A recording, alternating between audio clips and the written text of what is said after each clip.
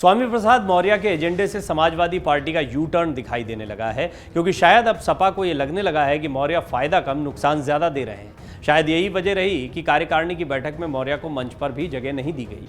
Samajwadi party ने रामचरितमानस की चौपाई के बहाने 85 से 15 फॉर्मूले के हिसाब से बंटवारा कर पिछड़ों को पक्ष में करने की मुहिम से पैर पीछे खींच लिया, ऐसा लग रहा है। राष्ट्रीय कार्यकारिणी की बैठक में धार्मिक पुस्तकों और धर्म से जुड़े संतों पर टिप्पणी से बचने का संदेश देकर समाज में किसी को भी छोड़ने की जगह सभी वर्गों को साधने की रणनीति पर बढ़ने का संदेश दिया गया है। कार्यकारिणी को लेकर सबसे ज्यादा नजर इसी बात पर थी कि रामचरितमानस को लेकर की गई स्वामी प्रसाद मौर्य की टिप्पणी पर पार्टी का स्टैंड क्या है। स्वामी प्रसाद मौर्य ने पिछले दिनों लगातार धार्मिक टिप्पणियां की हैं। रामचरितमानस की चौपाई ढोल गवार शूद्र पशु नारी को लेकर इस तरह सवाल उठाया कि सपा को आलोचना का शिकार होना पड़ा। मुख्यमंत्री योगी आदित्यनाथ ने बाकायदा ताड़ना का मतलब भी समझाया, क्योंकि अखिलेश यादव ने अपरोक्ष रूप से ही सही कहीं ना कहीं समर्थन दिखाया था। उन्होंने ये कहा था कि मैं भी जानना चाहूंगा कि इसका मतलब एक संत होने के नाते, एक साधु होने के नाते योगी आदित्यनाथ क्या बताते हैं। बहरहाल इस सारे मसले पर राष्ट्रीय कार्यकारिणी में क्या विचार होगा पर सभी की नजर थी, और ऐसा लग रहा है कि स्वामी प्रसाद मौर्य से या उनके बयान से समाजवादी पार्टी ने किनारा कर लिया है।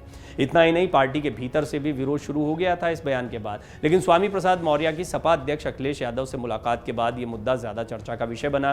दरअसल स्वामी ने मुलाकात के बाद बात तो जातीय जनगणना को मुद्दा बनाने को लेकर की, लेकिन बयानबाजी रामचरितमानस पर बढ़ती गई। हालात ये हो गए कि पार्टी दो फाड़ नजर आने लगी। पार्टी के मुख्य सचेतक मनोज पांडेय और पवन पांडेय ने रामचरितमानस पर की गई टिप्पणी पर आपत्ति जताई, तो पार्टी के विधायक तूफानी सरोज समेत कई नेता स्वामी प्रसाद मौर्य के समर्थन में आ गए। पार्टी ने मानस की तरफदारी करते हुए आगरा से पार्टी उम्मीदवार रही रोली तिवारी और प्रयागराज पश्चिम की उम्मीदवार रही ऋचा सिंह को पार्टी से बाहर का रास्ता तक दिखा दिया। इस बीच राष्ट्रीय महासचिव शिवपाल सिंह यादव ने स्वामी प्रसाद मौर्य के बयान को उनका निजी बयान बताया, लेकिन बयानबाजी थमी नहीं। पार्टी में दो ध्रुव बन गए, एक स्वामी प्रसाद मौर्य के बयान का समर्थन करता तो दूसरा विरोध। इस बीच स्वामी प्रसाद लगातार किसी न किसी बहाने टिप्पणी करते रहे। विधानमंडल के भी दोनों सदनों में यह मुद्दा उठा। इस बीच पार्टी के वरिष्ठ नेताओं ने विवादित बयान की समीक्षा की, जिसमें नफा कम नुकसान ज्यादा होने की आशंका नजर आई। इसे देखते हुए राष्ट्रीय कार्यकारिणी में किसी तरह के धार्मिक और विवादित बयान से बचने का संदेश भी दिया गया है। स्पष्ट तौर पर इसे स्वामी प्रसाद मौर्य के बयानों से जोड़कर भी देखा जा रहा है। पार्टी के राष्ट्रीय महासचिव स्वामी प्रसाद मौर्य को मंच पर जगह नहीं दी गई, इसे भी एक संकेत के तौर पर देखा जा रहा है। इसे राष्ट्रीय कार्यकारिणी जैसे मंच का किसी विवादित मुद्दे पर केंद्रित होने से बचने के तौर पर देखा जा रहा है। हालांकि स्वामी प्रसाद मौर्य राष्ट्रीय कार्यकारिणी में मौजूद रहे। रामचरितमानस की जिस चौपाई पर विवादित बयान देकर स्वामी प्रसाद मौर्य ने सियासी पारे को गर्म कर दिया था, दरअसल उसी चौपाई को कभी बसपा भी सियासत में आगे रखती थी। सियासी जानकारों का मानना था कि बसपा के उसी एजेंडे को स्वामी प्रसाद मौर्य समाजवादी पार्टी के प्लेटफॉर्म से न सिर्फ आगे बढ़ा रहे हैं, बल्कि जातिगत समीकरणों के नए वोट बैंक की एक नई परिभाषा सपा के लिए गांठ रहे हैं। समाजवादी पार्टी की इस नई वोट की परिभाषा से सपा के ब्राह्मण नेता न सिर्फ असहज महसूस कर रहे हैं, बल्कि इसे भविष्य की राजनीति के लिहाज से मुफीद भी नहीं मान रहे हैं।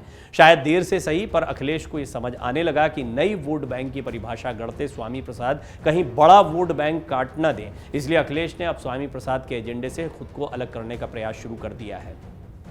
स्वामी प्रसाद मौर्य के अलावा बात करें राष्ट्रीय महासचिव आजम खान की, तो वो भी कोलकाता नहीं पहुंचे। इतना ही नहीं, पिछले दिनों बसपा प्रमुख मायावती की तारीफ करने वाले शफीकुर रहमान बर्ग भी बैठक में नहीं दिखे। हालांकि मंच पर सपा महाराष्ट्र इकाई के प्रदेश अध्यक्ष अबू आजमी मौजूद रहे। इसके अलावा सांसद जावेद अली, एसटी हसन समेत अन्य नेता भी मौजूद रहे। आजम और बर्ग की राष्ट्रीय कार्यकारिणी में गैर मौजूदगी को उनकी नाराजगी से जोड़कर देखा जा रहा है। हालांकि यहाँ पर सबसे महत्वपूर्ण रहा स्वामी प्रसाद मौर्य का मुद्दा। समाजवादी पार्टी की सियासत को समझना होगा। उत्तर प्रदेश में जिस तरह 2022 का चुनाव समाजवादी पार्टी ने लड़ा और जितनी उम्मीदें अखिलेश यादव की थी, उन उम्मीदों पर पानी फिरा।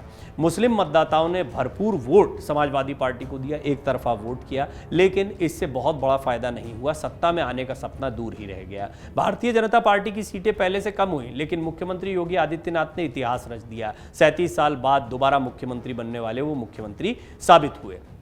यह स्पष्ट हो गया कि वोटों का ध्रुवीकरण बीजेपी को फायदा पहुंचाएगा। हिंदू मुस्लिम वोटों में बटे वोट बैंक को अब हिंदुओं में भी दो फाड़ कर एक रणनीति अगड़ा पिछड़ा की राजनीति करने की कोशिश की गई।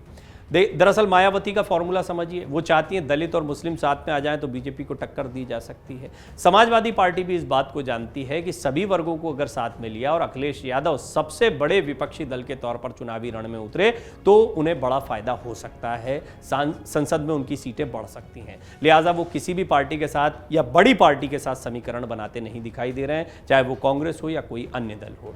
इनमें बहुजन समाज पार्टी, समाजवादी पार्टी, कांग्रेस, क्या इनको महागठबंधन की तरह साथ में आना चाहिए कि समीकरण चल रहे थे। इस सबके बीच में स्वामी प्रसाद मौर्य को की राजनीति को समझना होगा। बीजेपी में थे, बसपा में भी रह चुके हैं, राजनीति जानते हैं, दोनों ही जगहों की और पिछड़ों की राजनीति का एक बड़ा चेहरा है। लिहाजा स्वामी प्रसाद मौर्य के बयानों से समाजवादी पार्टी को फायदा होगा, शुरुआत में ऐसा लगा, लेकिन अब माना जा रहा है कि राष्ट्रीय कार्यकारिणी में मंथन के बाद और सब तमाम नेताओं की राय जानने के बाद खुद अखिलेश यादव को भी शायद ये लगता हो कि स्वामी प्रसाद मौर्य के बयानों से फायदे के बजाय कहीं नुकसान न हो जाए, इसलिए ऐसे मुद्दों से बचना ही बेहतर है। डाउनलोड करें अमर उजाला ऐप और पाएं खबरें लगातार। अगर आप ये वीडियो YouTube पर देख रहे हैं तो हमारे चैनल को सब्सक्राइब करें और बेल आइकन को दबाना ना भूलें। अगर आप Facebook पर ये वीडियो देख रहे हैं तो हमारे पेज को लाइक करें।